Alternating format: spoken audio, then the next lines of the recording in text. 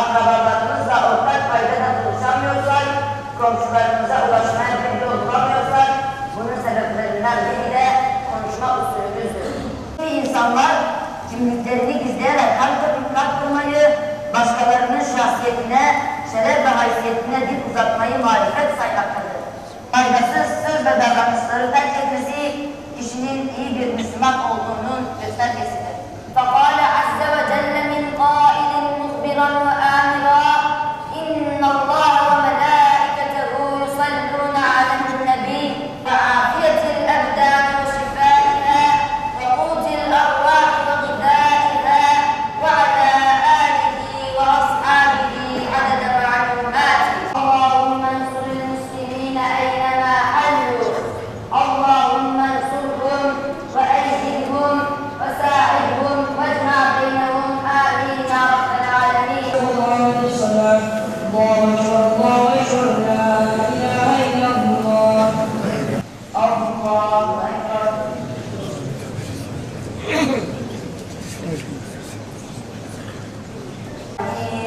الرحمن الرحيم مالك يوم الدين إياك نعبد وإياك نستعين اهدنا الصراط المستقيم.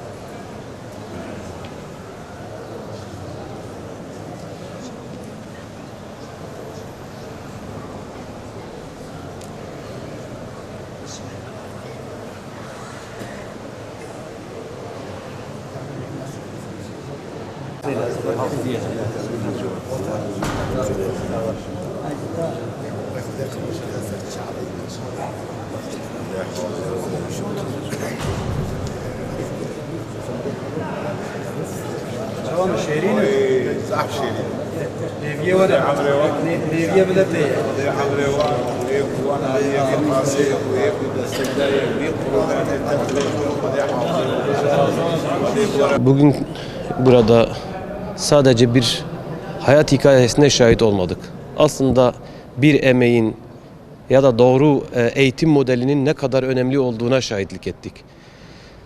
Akranları daha yeni hayatı anlamlandırmaya çalışırken hafız kardeşimiz 13-14 yaşlarında hem bizlere hafız olduğunu, hafızlık tacını giyerek hem de cemaatin karşısına çıkarak ilçemizdeki en büyük camimizde hutbe irad ederek yani bizlere ne kadar eğitim modelinin ne kadar önemli olduğunu bizlere hatırlattı.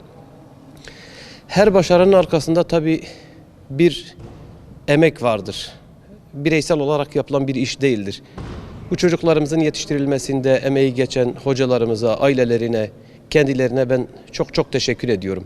Vatandaşlarımızın teveccühlerinden anlaşıldığı kadarıyla yani iyi bir iş yaptığımızın göstergesidir. Milletin dualarını alarak, gözyaşlarıyla dua etmeleri aslında bizlerin doğru yolda olduğumuzun göstergesidir.